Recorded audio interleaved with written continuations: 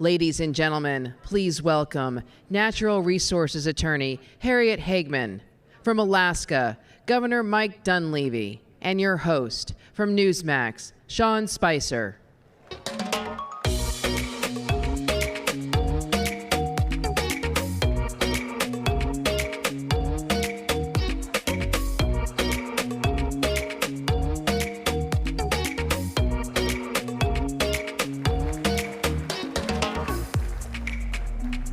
Sit down. Wow. I think these guys are Trump supporters.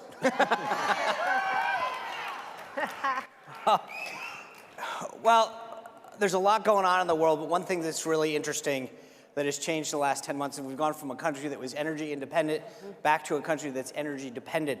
The thing that's interesting to me is both of your states have a very unique view of this. Governor, I want to just start by asking what makes Alaska really unique in this fight about energy independent? Because you guys have a very different perspective than I think folks in the other 49 states. Yeah, well, thanks, Sean. So first of all, Alaska is probably the only state in the country in which it was required to collectivize all of its resources under the government. Because back in the 50s, they thought Alaska had too small of a population for an income tax or sales tax to be able to support the state's government. And so we are compelled by our Statehood Act and we're compelled by our Constitution to actually develop our resources, our abundant oil, our abundant gas, timber, fish, gold, you name it. We have it all, and we're compelled by our admittance into the Union to do this. The irony is we're now being shut down by our own government. Right. We are an oil giant. We had 2 million barrels going through the pipeline back in 1990. We came online the same time the North Sea did in response to the oil embargoes, the oil shocks of the Arab oil embargoes. But again, what we're finding with this new administration, as opposed to the Trump administration was all about opportunity, all about opportunity. This administration is all about canceling everything, canceling oil plays, gas plays, mining plays, timber plays. And just at the very time we need all of the resources to make America independent, they're canceling it. Harriet, when I think of Alaska, I think of Anwar and drilling. When I think of Texas, same thing. What should people think about Wyoming when it comes to energy? We're the largest coal producer in the nation. We have it's clean coal. So one of the things that's interesting when you talk about energy independence, I went back and looked at the policy under the Obama administration, and they very clearly stated that there is no such thing as energy independence. That's something that gets the crowd excited, but it's simply not going to happen. And then we had President Trump elected, and what happened? Energy independence. And what did that do?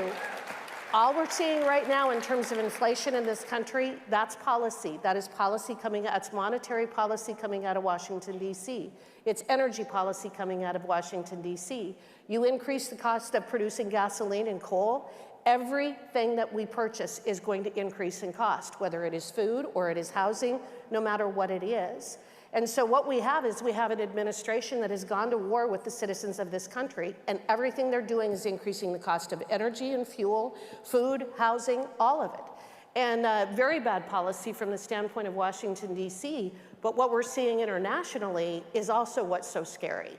Everything that's happening right now on the international stage is also related to energy policy. What do we have? Germany becoming dependent or being dependent upon Russia for its energy, for its fuel, for its gas, for us to be able to heat our homes.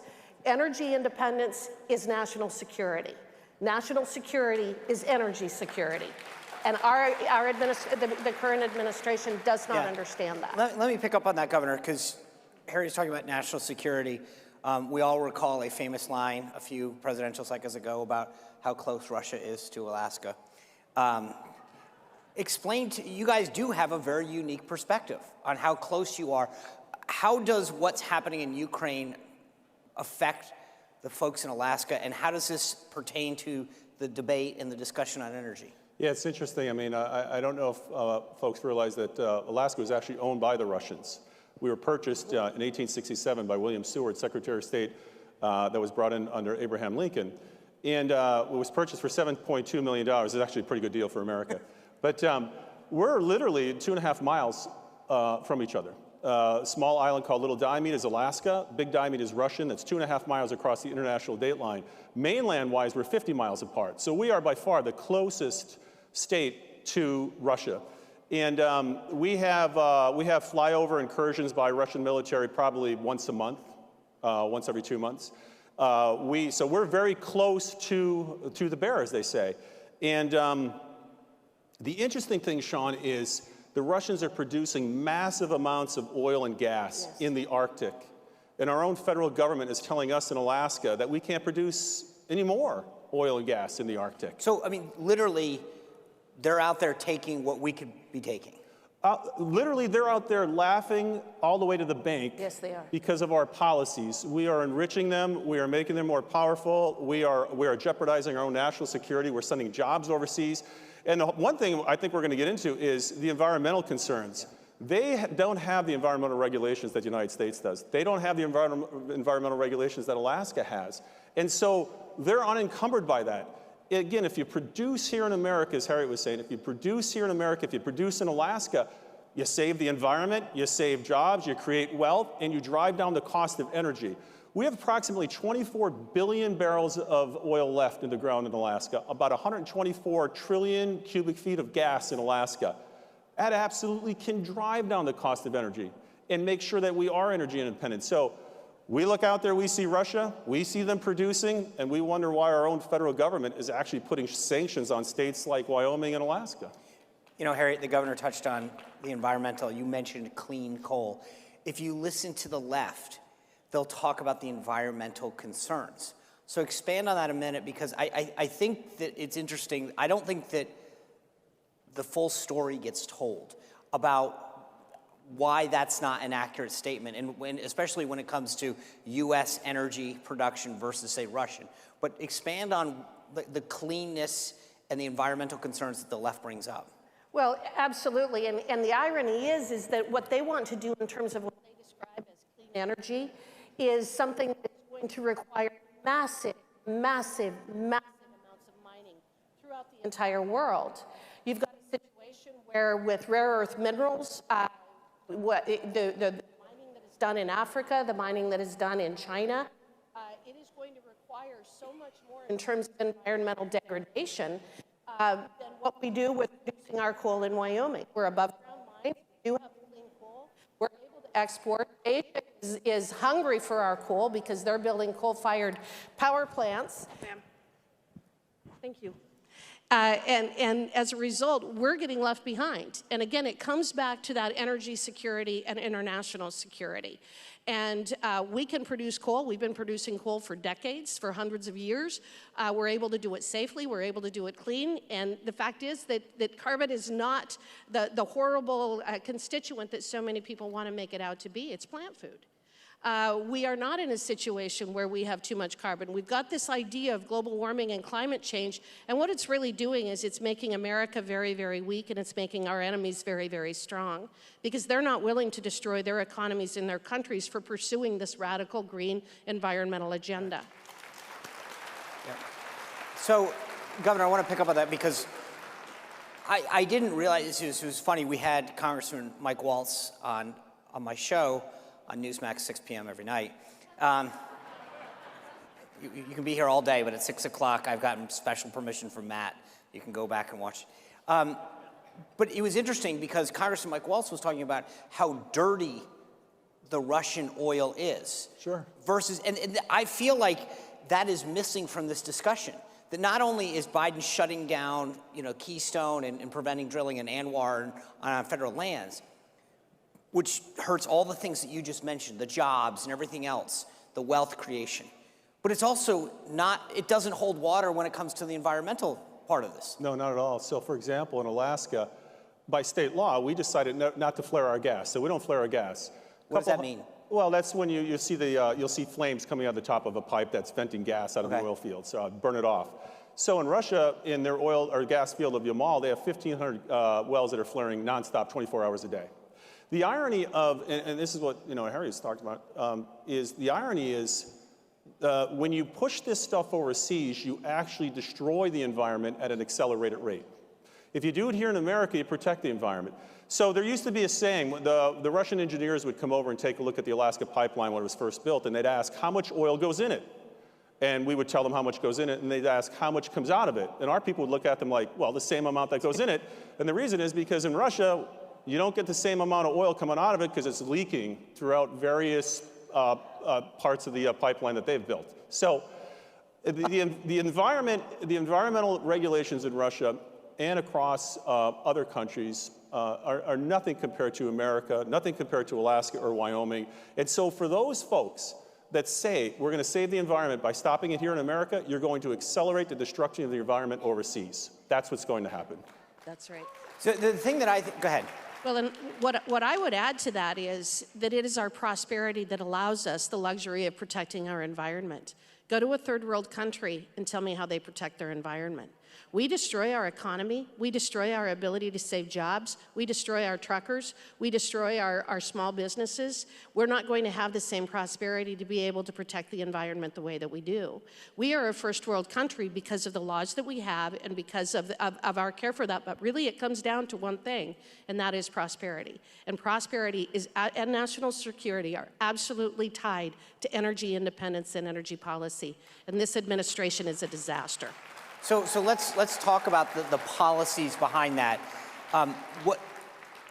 Let's just start for a second on the Biden piece. What is the Biden administration doing specifically that is harming and making us energy independent again? Because I think it's interesting when we throw the terms around. We were energy, but I think there's a lot of interesting substance beneath that. So. Governor, I'll start with you. Like, what is driving? What policies are specifically driving that? They're making it incredibly difficult to drill on federal land. So in Alaska, for example, 60% of our land is federal land. A lot of the oil and gas is located on that federal land. They're making it incredibly difficult. Some of you folks have probably heard about ANWR. This is the Alaska National Wildlife Refuge in the northern part of the state of Alaska.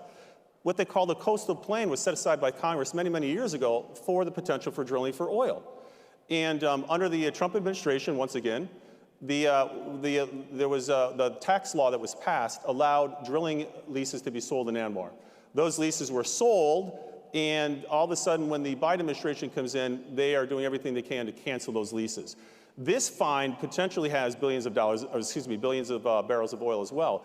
So that's an example. Offshore oil leases in Cook Inlet are being slowed down. The price of the leases are being raised to make it more difficult. So instead of enhancing opportunity, they're killing opportunity. Again, going to raise the cost of doing business here in the United States and in Alaska is just going to cause energy to cost more and make us rely more on our adversaries. The irony is this, Sean. Again, we can pump much more oil in Alaska, but because of the policies of the Biden administration, we're importing more and more oil from Russia, just a couple miles from America. Harriet?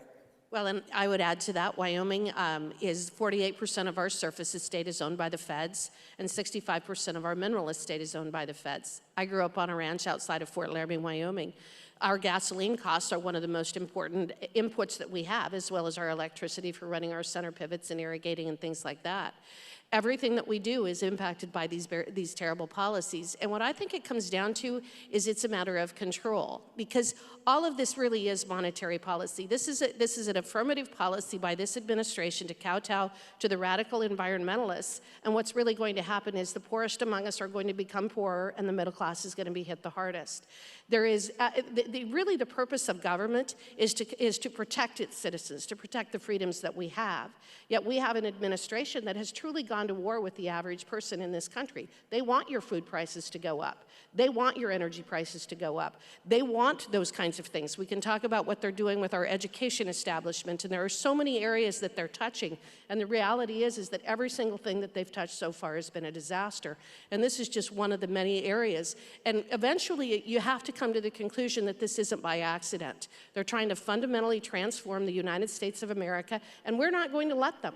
We're going to stop them through policies like this, through working with Governor Dunleavy and pushing back against this idea that the federal government has the right to dictate how we develop our energy and how we use our energy. It's real simple, Sean. This is part and parcel of a massive social engineering process that we're undergoing in this country right now. Whether it's, as Harriet said, whether it's schools, whether it's dividing this country along racial and ethnic lines, et cetera, et cetera.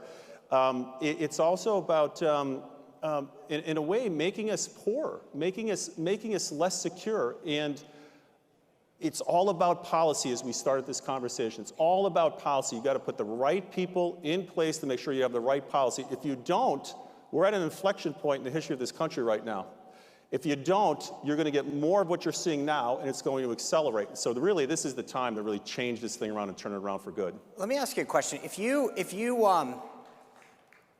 someone here at CPAC goes home, and they're having a discussion with their crazy aunt or uncle, who's like, you know, the Biden administration, I read the Washington Post, and none of this is Biden's fault. It's still Trump's fault. I mean, you know, we know how that plays out. What policies could you specifically point to and say, okay, if you did these three things, you could immediately, so if you're having that argument, what would you arm somebody with in terms of messaging points and say, just tell them that we could do this, this, and this? What are those three things that we should be doing that would make us more energy independent?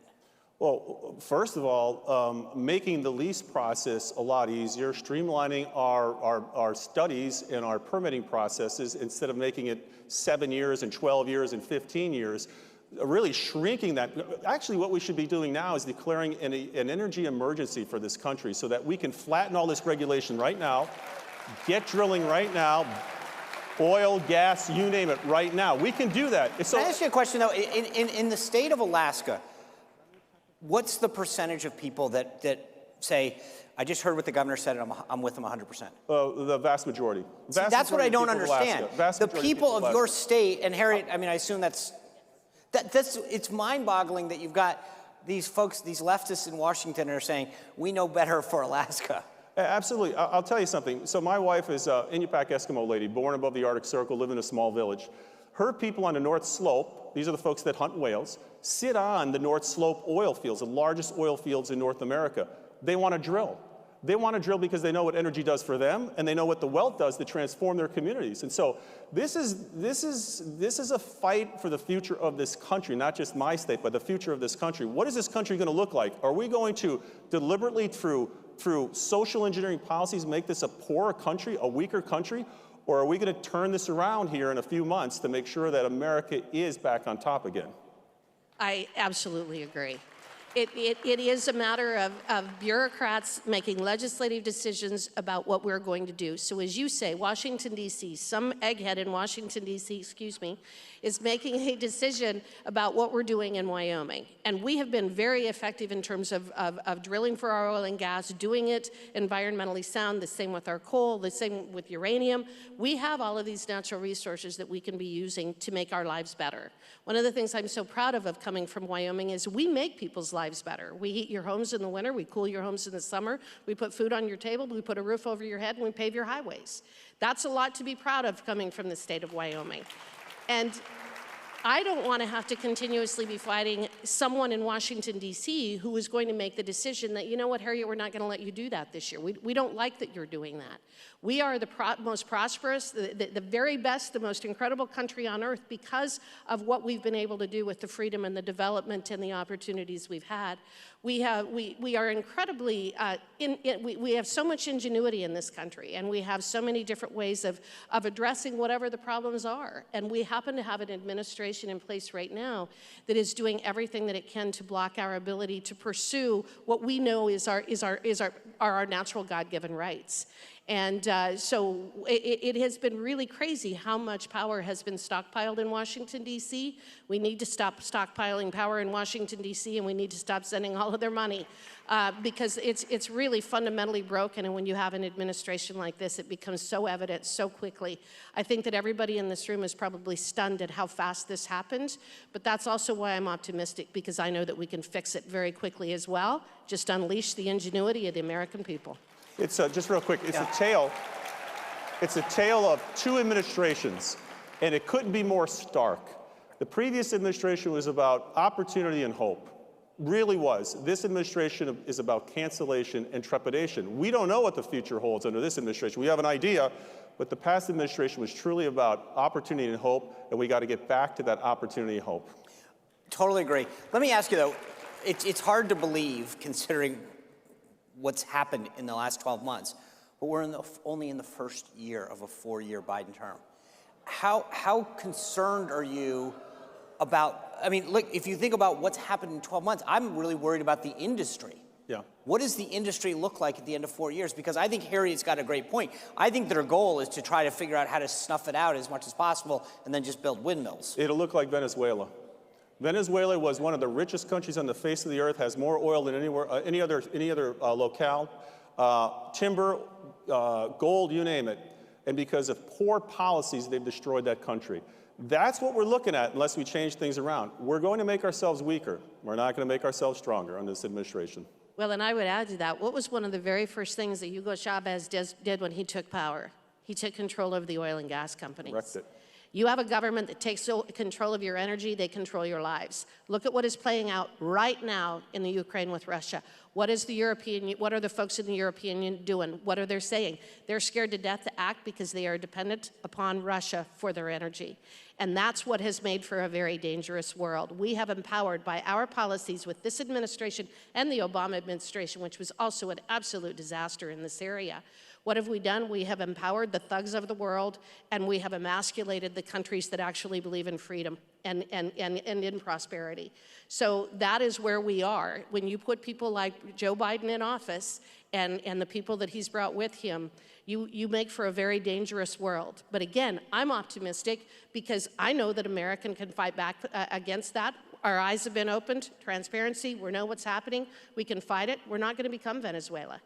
It's simple, Sean. We have to make America great again. Yeah. Is what we have to do. And the best part is, it's there, we've seen the blueprint, we know it works, and it makes common sense. And the other thing is, we know that none of their arguments hold water. It creates jobs, it's good for our country, it's good for our national security, and it's better for the environment. So we just got to get out there and do our jobs. Well, I'll let you guys do that. Anyway, thank you all very much. Really appreciate your time. Governor, Harriet, thank you.